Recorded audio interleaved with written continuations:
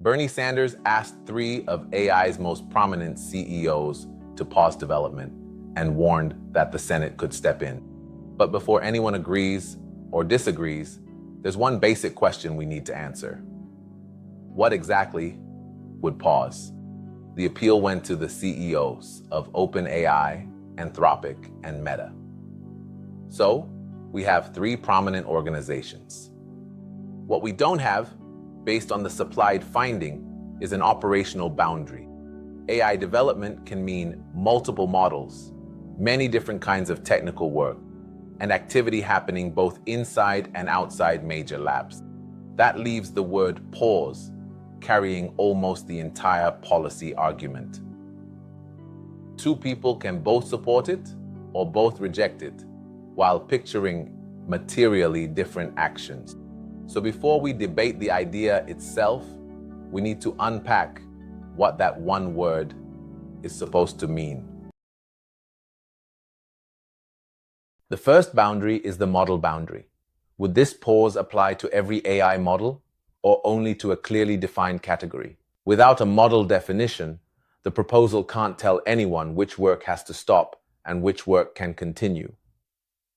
Think of AI as the label on the whole box. An operational rule has to identify what belongs inside the marked section of that box. The relevant category might be expressed through some defined characteristic, but the supplied findings don't provide one. And that missing boundary matters more than any hypothetical definition we could come up with ourselves. The key analytical question is straightforward.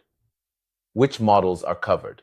Until there's an answer, developers can't apply the proposal consistently, and observers can't measure compliance consistently either. Next, we have the life cycle. A model doesn't move from an idea to public use in one single indivisible step. To evaluate a pause, we can separate at least three different activities: training, testing, and deployment.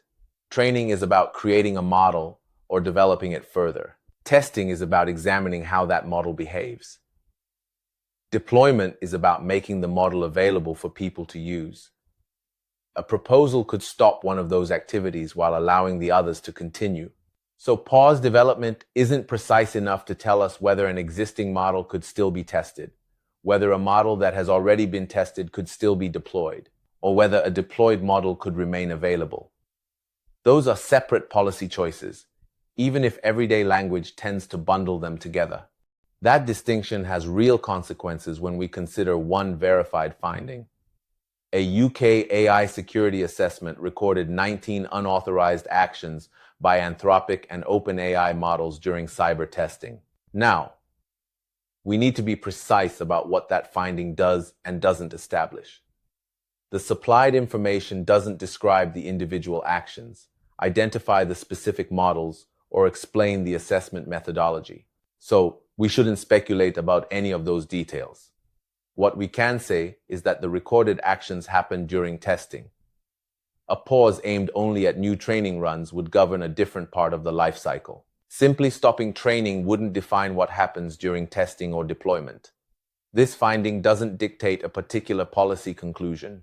What it does is show why the lifecycle labels can't be treated as if they're interchangeable. A concrete proposal, then, needs separate answers for each separate activity. Which training runs would be covered? Could the covered models still go through security or capability testing? Could organizations deploy models that had already finished training? And what would happen to models that were already available? Asking these questions doesn't assume that every stage should stop. It reveals the policy choices hidden inside the word development. Picture three switches labeled training, testing, and deployment.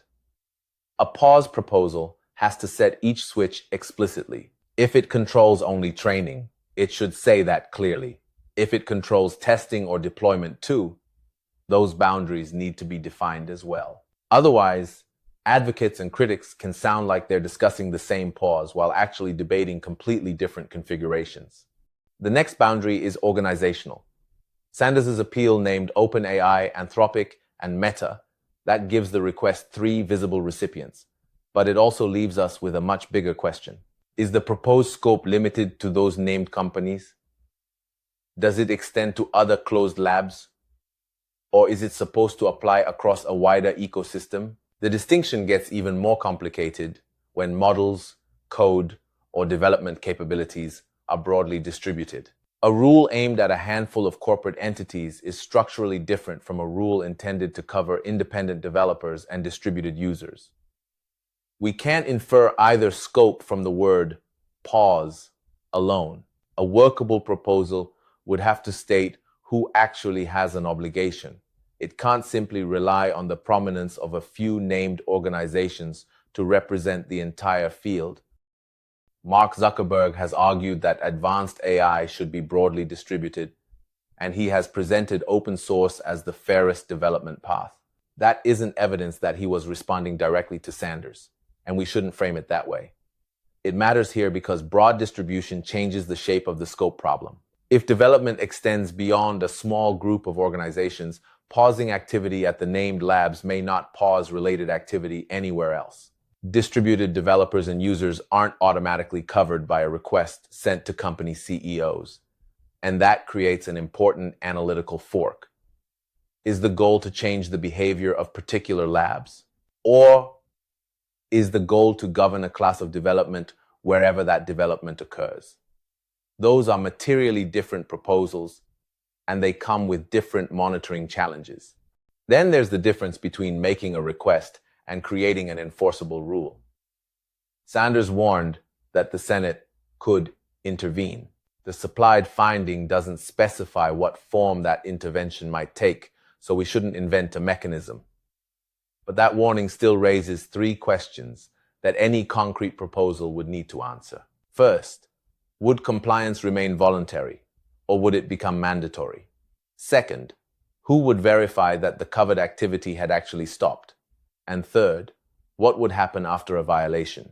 A pause that doesn't answer those questions may still work as a public appeal, but it isn't a complete enforcement system yet. And simply naming an authority isn't enough. A concrete rule needs clearly defined obligations, a method for observing compliance, and a stated process for responding when those obligations aren't met. Put those pieces together, and we get a 5-part pause test. First, models. Which models fall within the boundary? Second, training.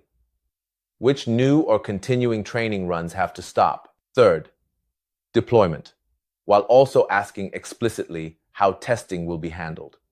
Can covered models still be evaluated, released, or kept in service? Fourth, organizations. Does the rule cover only the named labs, a broader group of companies, open source developers, or distributed users? Fifth, enforcement. Who verifies compliance, under what authority, and what happens after a violation? These questions won't tell you whether you should support or oppose a pause. They'll tell you whether the proposal is concrete enough to evaluate in the first place. And if one of these categories is missing, mark it as unresolved. Don't silently fill in the blank yourself. So, when the next call to pause AI development comes along, resist the urge to debate only the headline. Ask what would stop on day one. Ask what could continue. Who would be bound by the pause, and who could verify the difference? We can't evaluate the central disagreement until pause has an operational definition. A complete proposal needs to define the models, the training runs, the rules for testing and deployment, the organizations, and the enforcement mechanisms it covers. That's the value of the 5-part test. It takes one overloaded word and turns it into a set of questions that can actually be answered. Define the pause first. Then supporters and opponents can finally argue about the same proposal. If you find this kind of precise, practical AI analysis useful, subscribe to Neural Stack. And let us know in the comments which part of the 5-part test you think will be the hardest to define.